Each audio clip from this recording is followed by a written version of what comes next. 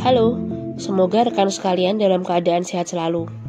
Sebelum mulai menikmati cerita misteri kali ini, pastikan kalian sudah subscribe dan aktifkan tanda lonceng. Sebagai seorang narasumber, aku dan tim tidak bisa memilih saat mendapat undangan kerja, terutama jika training tersebut in-house. Sebenarnya ini bukan kali pertama aku menginap untuk kegiatan serupa di Kaliurang. Namun, meskipun hanya 1 malam, aku dan tim sudah merasa hampir tidak kuat dan ketakutan sepanjang malam. Kejanggalan sudah dirasakan oleh salah satu rekan timku sejak pertama kali kami tiba di hotel dan meletakkan barang di dalam kamar. Kami menginap di sebuah hotel yang terdiri dari 2 lantai, sedangkan posisi kamar kami terpisah dari kamar peserta. Seluruh peserta berada di kamar lantai 1 dan kami tinggal di lantai 2 sebelah ujung. Kami diberi 1 kamar untuk 4 orang kala itu. Salah satu timku baru bercerita bahwa saat tadi meletakkan barang di dalam kamar, ia melihat pintu kamar sebelah kami membuka sendiri. Namun ia masih berpikir positif. Barangkali sedang dibersihkan atau malah ada tamu di dalamnya. Namun saat ia keluar kamar untuk kembali ke gedung, ia menjadi terperangah karena gorden jendela kamar diikat dan kamar dalam keadaan kosong. Saat lewat di depan kamar itu, pintu kamar kembali membuka sendiri. Peristiwa itu terjadi sekitar pukul 8 pagi. Setelah closing hari pertama, kejadian aneh berikutnya terjadi. Ketiga timku sudah kembali ke kamar duluan, sementara aku masih lanjut diskusi dengan para peserta di ruangan training. Saat mereka bertiga sudah berada di dalam kamar, mereka mendengar suara ketukan dari luar pintu dengan nada yang tidak biasa. Tok, tok, tok. Awalnya mereka biasa saja karena mengira aku yang usil mengerjai mereka. Namun saat salah satu dari mereka membuka pintu, tidak ada seorang pun di sana. Hanya ada angin yang berhembus tepat di depan wajah dan menyebabkan merinding. Temanku itu lalu segera berlari kembali ke kasur dan menutup pintu. Itulah sebabnya saat aku mengetuk kamar untuk masuk, mereka sangat lama sekali membuka pintu dan mengintip beberapa kali, seperti memastikan dulu siapa yang mengetuk. Saat itu, setelah mandi dan makan malam, kami berempat berencana untuk pergi membeli susu hangat dan makan jagung bakar. Maka pada pukul 8 malam berangkatlah kami keluar dari hotel. Dari sekitar Taman Kaliurang, kami lalu turun ke tempat warung yang ingin kami tuju. Ya, mungkin karena berada di daerah yang tinggi dan masih sangat terjaga alamnya, kabut pun menjadi sangat tebal, hingga mengaburkan pandangan kami.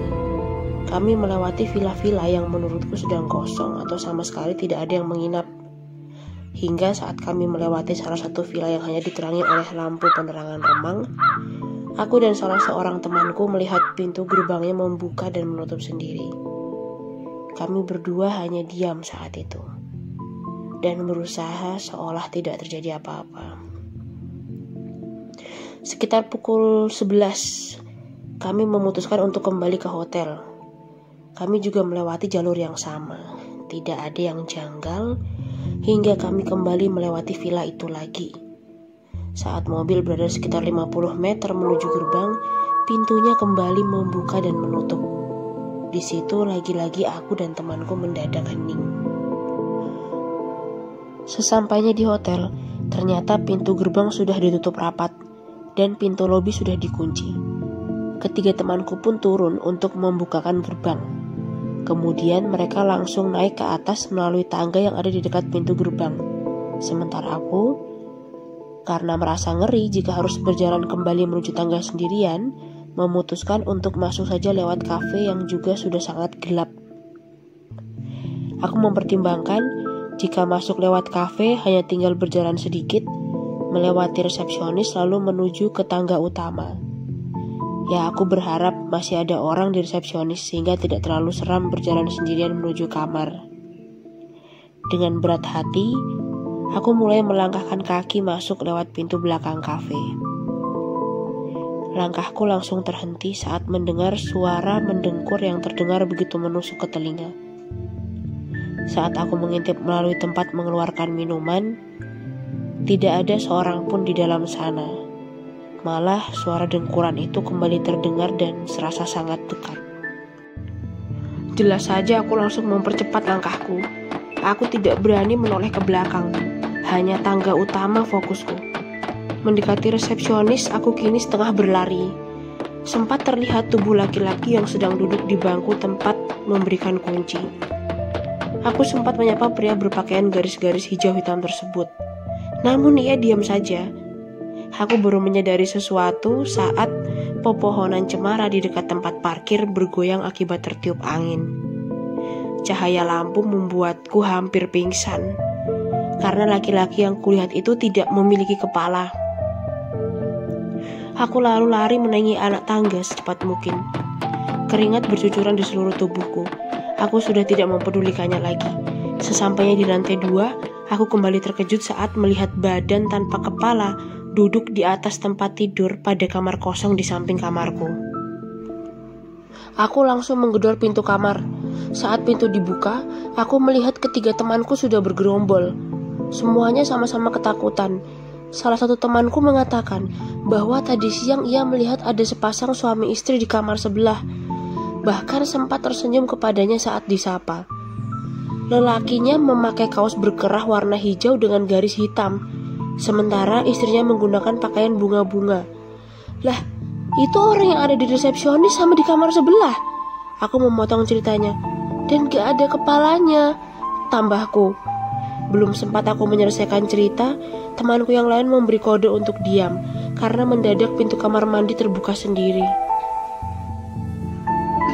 Malam itu terasa sangat panjang. Kami bahkan baru bisa tertidur saat dini hari. Ketika tidur, aku bermimpi ditarik paksa oleh sepasang suami istri yang tak aku kenal, menembus tembok kamar yang kutempati bersama teman-teman. Namun aku berhasil lolos dan melarikan diri. Sementara temanku yang lain, yang berada dengan satu tempat tidur denganku, bermimpi melihat kuburan tua yang ada di halaman hotel tersebut. Kami berdua berteriak dalam mimpi hingga membuat teman kami yang berada di tempat tidur lain membangunkan kami. Sampai pada pagi hari, suara angin, ketukan pada tembok dan pintu tidak berhenti. Terus saja ada suara-suara yang muncul. Pagi harinya, saat aku kembali mengisi kelas, aku memperhatikan para peserta yang nampak lemas dan seperti kurang tidur. Karena rasa penasaranku yang cukup tinggi, akhirnya saat sesi break aku mendekati salah satu peserta dan menanyakan kenapa kok yang bersangkutan nampak lemas. Semalam kita semua gak bisa tidur, Mbak. Saya sama yang lain baru masuk hotel jam 1-an. Sampai kamar, ada muncul penampakan dan suara-suara serem. Kayak orang mandi, orang nangis. Ya sudah, akhirnya kita tidur sekamar 4-5 orang, termasuk kamar bapak-bapak. Soalnya semua pada ketakutan. Jadi sekarang pada ngantuk itu, Mbak. Setelah sesi break pertama selesai, salah satu timku membantu seorang peserta yang sedang hamil untuk keluar dari ruangan. Awalnya aku tidak terlalu memperhatikan, hingga peserta tersebut mulai berteriak-teriak seperti kesurupan. Beberapa peserta mengusulkan kami untuk break dulu. Kami pun break lagi. Kalian mengganggu di sini. Pergi. Sebagai gantine iki nggo aku. Menunjuk ke arah perut peserta yang sedang hamil. Kami semua syok hingga meminta bantuan pegawai hotel yang kemudian mendatangkan orang pintar untuk membantu menetralkan kondisi peserta tersebut. Saat akan dinetralkan, peserta tersebut berlari ke arah taman belakang. Kontras, salah satu temanku membisikiku, "Ini mimpiku semalam."